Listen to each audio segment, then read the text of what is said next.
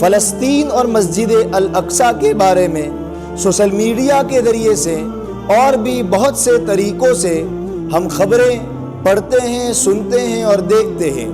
ہم یہ بھی پڑھتے ہیں کہ وہاں یہ حملہ ہوا، اس کے ڈیفینس میں فلسطین والوں نے یہ کیا۔ اس طرح کی 20 خبریں ہم روزانہ پڑھتے، سنتے اور دیکھتے ہیں۔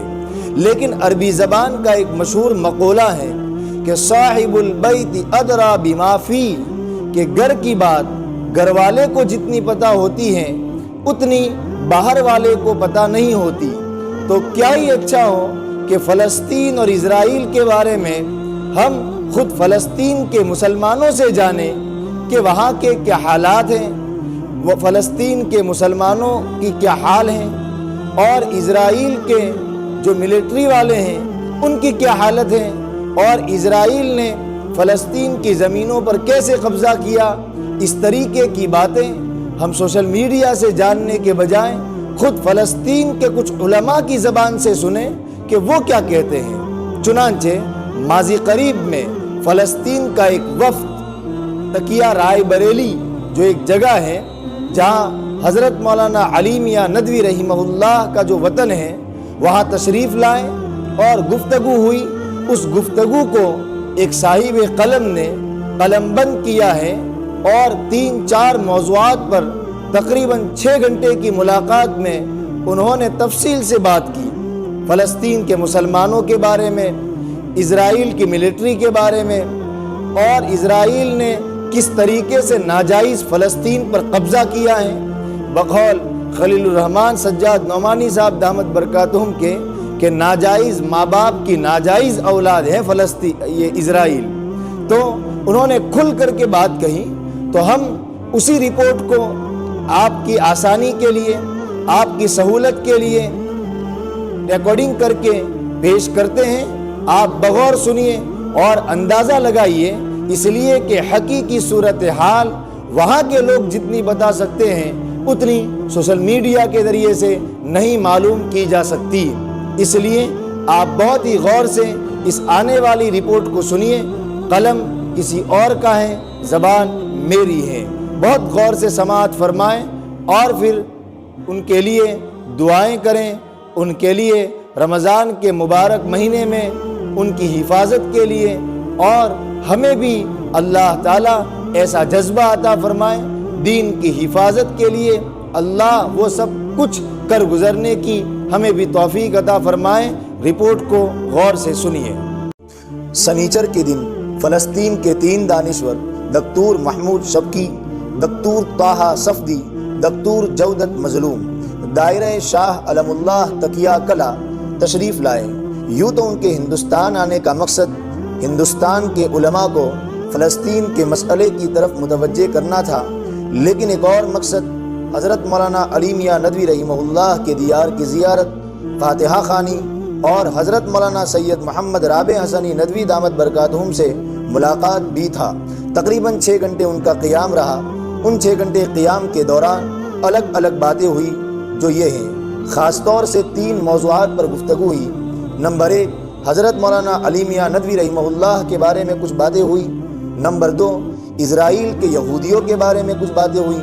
نمبر 3، فلسطینی مسلمانوں کے بارے میں کچھ باتیں ہوئیں، اور یہ بھی بات ہوئی کہ اسرائیل نے، یہودیوں نے اسرائیل کیسے بنایا۔ سب سے پہلی بات جو حضرت مولانا علی میاں ندوی رحمہ اللہ کے بارے میں ہوئی وہ یہ ہے، دکتور محمد شبکی کہنے لگے کہ جامعہ اسلامیہ مدینہ منورہ میں ہم نے شیخ سے پڑھا ہے، ان کی شاگردی کا شرف حاصل ہے۔ ہم خوش قسمت ہیں کہ شیخ کے سامنے بیٹھنے کا اور ان سے استفادے کا موقع ملا۔ شیخ جودت مظلوم نے کہا کہ ہم نے شیخ ندوی کو دیکھا تو نہیں، لیکن ہماری تربیت اور ہماری پرورش شیخ ندوی کی کتابوں میں ہوئی ہے۔ سب سے پہلی کتاب جو ہم نے پڑھی، ماذا خسر العالم بانحطاط المسلمین، انسانی دنیا پر مسلمانوں کے عروج و زوال کا اثر۔ اس کے بعد شیخ ندوی کی ہم نے بہت سی کتابیں پڑھی۔ پھر کہنے لگے کہ شیخ ندوی کا فلسطین والوں پر بڑا احسان ہے کہ انہوں نے قضیہ فلسطین کو ہمیشہ اہمیت دی اور بغیر کسی کی پرواہ کیے ہمیشہ اس مسئلے پر کھل کر لکھا اور کھل کر گفتگو کی، اور عرب قائدین کو بار بار اس کی طرف متوجہ کیا۔ ہم سب پر ان کا بڑا احسان ہے، اس لیے ہمارا حق تھا کہ ان کے دیار میں ہم حاضر ہوں اور یہاں سے استفادہ کریں۔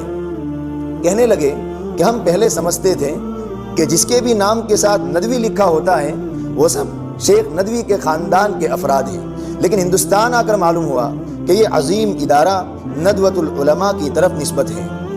ان وفد نے اسرائیل کے یہودیوں کے بارے میں کیا کہا اس کو بھی سنیے، جس کے بارے میں ہم سمجھتے ہیں کہ وہ بڑے بہادر اور جری لوگ ہیں۔ کہنے لگے کہ اسرائیلی بہت ظالم بھی ہیں اور بہت بزدل بھی۔ ان کی بزدلی کا یہ عالم ہے کہ ایک بچہ بھی اگر زور سے اللہ اکبر کہتا ہے تو ان کے اندر بگدڑ مچ جاتی ہے، جبکہ وہ جدید ٹیکنالوجی سے لیس ہوتے ہیں، اور جب زیادہ خوف طاری ہوتا ہے تو بوکھلا کر ادھر ادھر گولیاں چلانے لگتے ہیں، اور اسی میں بہت سے معصوم بچے شہید ہو جاتے ہیں۔ ہر فوجی کے پاس جدید آٹومیٹک ہتھیار ہوتے ہیں۔ وہاں ہر یہودی کے لیے فوجی ٹریننگ ضروری ہے، کبھی بھی ایمرجنسی میں ان کو کال دی جا سکتی ہے۔ اس طرح ہر یہودی کو ہتھیار رکھنے کی عام اجازت ہے۔ تمام یہودیوں کا گول ہے، فیصلہ ہے کہ فلسطین کی زمین کو مسلمانوں سے خالی کرانا چاہیے، چاہے انہیں ملک سے باہر کرنا پڑے یا موت کے گھاٹ اتارنا پڑے۔ البتہ طریقہ کار الگ الگ ہے۔ فلسطین کی زمین یہودیوں کے قبضے میں کیسے آئی اس کو سنیے۔ کہنے لگے کہ یہودی بہت ہی مکار اور عیار ہوتے ہیں۔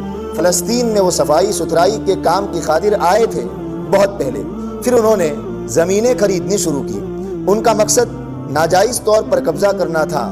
مسلمان سمجھ گئے اور علماء کی جانب سے یہ عام فتویٰ جاری ہوا کہ کوئی بھی یہودی کو زمین نہیں بیچے گا۔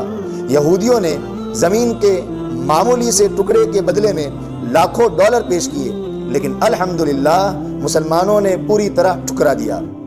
پھر انہوں نے یہ چالاکی کی کہ لبنان کے عیسائیوں کو اس کے لیے تیار کیا۔ مسلمان اس فریب میں آ گئے اور عیسائیوں کو اپنی زمینیں بیچی۔ پھر ان سے یعنی عیسائیوں سے یہودیوں نے کئی گنا قیمت دے کر خرید لی۔ عیسائیوں کے نام مسلمانوں ہی کی طرح ہوتے ہیں، اس لیے اس دھوکے کو مسلمان بہت دیر سے سمجھ سکے۔ پھر علماء کی جانب سے یہ فتویٰ بھی آیا کہ عیسائیوں کو زمین نہیں بیچی جائے گی۔ اس کے بعد یہودیوں نے دوسری پلاننگ یہ کی، اور اس بار انہوں نے امارات، دبئی، UAE کے مسلمانوں کو استعمال کیا۔ ان مسلمانوں نے فلسطینیوں سے زمینیں خریدی اور پھر منہ مانگی قیمت میں یہودیوں کے ہاتھ بیچ دی۔ جب فلسطین والوں نے یہودیوں کی اس چالاکی کو سمجھا تو یہ فتویٰ جاری کیا گیا کہ اب فلسطین کی زمین صرف فلسطینی مسلمانوں کو ہی بیچی جا سکتی ہے۔ لیکن اس وقت تک یہودیوں نے ایک بڑا حصہ خرید لیا، اور پھر حکومت اسرائیل کے اعلان کے بعد اس سے بھی بڑے حصے پر زبردستی قبضہ کر لیا۔ یہ رپورٹ تھی کہ اسرائیل کیسے وجود میں آیا۔ تیسری بات، فلسطینی مسلمانوں کے بارے میں انہوں نے بہت سی باتیں کہی۔ کہنے لگے کہ فلسطین کے لوگوں کو اپنی زمین سے بہت ہی محبت ہے، مسجد اقصیٰ کے لیے وہ تڑپتے ہیں۔ رمضان کے مہینے میں اسرائیل کی جانب سے سخت پابندیاں لگی ہوئی ہیں، خاص طور سے رمضان کے مقدس مہینے میں پوری طرح پابندی لگا دی جاتی ہے۔ راستے بند کر دیے جاتے ہیں، اقصیٰ کیمپس کے دروازے بند کر دیے جاتے ہیں، لیکن پھر بھی اقصیٰ کے متوالے ساری بندشوں کو توڑ کر، دیواروں کو پھاند کر مسجد اقصیٰ تک پہنچ جاتے ہیں۔ کہنے لگے کہ ہم غزہ ہی میں رہتے ہیں، لیکن 20-25 سال سے ہم مسجد اقصیٰ نہیں جا سکے۔ ہمارے اوپر اتنی سخت پابندیاں عائد ہیں کہ اگر ہم وہاں قریب بھی نظر آئے تو ہمیں فوراً گرفتار کر لیا جائے۔ فلسطینی مسلمانوں کو اللہ نے شوق شہادت کی دولت سے مالا مال کیا ہے۔ آپ کو شاید معلوم نہ ہو کہ اسرائیلی حکومت جب کسی فلسطینی کو کسی یہودیوں کے قتل میں گرفتار کرتی ہے تو پہلے اسے موت کی سزا سنائی جاتی تھی۔ یہودیوں کا مذہبی نظریہ ہے کہ جب یہودی کا قاتل مستحق کے پھانسی ہے، مطلب یہ ہے کہ اگر یہودی کو کوئی قتل کرے گا تو بدلے میں اس کو پھانسی کی سزا دی جائے گی۔ لیکن جب انہوں نے دیکھا کہ مسلمان خوشی خوشی اپنی جان دے رہا ہے، بلکہ وہ کہہ رہا ہے کہ ہم تمہارے شکر گزار ہیں کہ تم نے ہمیں شہادت کی عظیم نعمت تک پہنچا دیا، یہ دیکھ کر اسرائیلی پارلیمنٹ میں گرما گرم بحث چھڑی اور یہ طے پایا کہ موت کی سزا کے بجائے قید و بند کی سخت سے سخت سزا دی جائے۔ چنانچہ یہ قانون پاس ہوا کہ ایک یہودی کے قتل کی سزا پورے 100 سال کی قید ہے۔ آج اسرائیلی جیلوں میں ایسے فلسطینی بھی قید ہیں جنہوں نے 20-25 یہودیوں کو موت کے گھاٹ اتارا اور انہیں 2-2 اور 2.5 ہزار سال کی قید ہوئی۔ یہ یہودی موت سے بہت زیادہ ڈرتے ہیں اور لمبی لمبی عمر تک بلکہ بس چلے تو قیامت تک زندہ رہنے کی کوشش کرے۔ اب کسی کو 2000 یا 2500 سال کی سزا سنانا کس ذہنیت کی عکاسی ہے آپ خود سمجھے۔ فلسطینی مسلمان ماشاء اللہ بہت جری اور دلیر ہیں۔ فوجیوں کے پورے جتھے سے اکیلا نوجوان بھیڑ جاتا ہے، بلکہ ایک بچہ بھی سینہ تان کر کھڑا ہو جاتا ہے، جبکہ یہ بالکل نہتھا ہوتا ہے اور وہ ہتھیاروں سے لیس ہوتے ہیں، پھر بھی بارہا انہیں میدان چھوڑ کر بھاگنا پڑتا ہے۔ آپ کسی اسرائیلی فوجی کو کبھی تنہا نہیں دیکھیں گے، وہ ہمیشہ غول بنا کر رہتے ہیں، لیکن کبھی کبھی مسلمانوں کی جرأت کو دیکھ کر اتنا گھبرا جاتے ہیں کہ اپنے ساتھی پر گولیاں چلا دیتے ہیں۔ آپ نے شیخ یاسین کا نام تو سنا ہی ہوگا۔ یہودیوں کے دلوں میں ان کا رعب اور ان کی دہشت اس قدر سمائی تھی کہ ان کا نام سنتے ہی ہاتھ پیر پھولنے لگتے تھے۔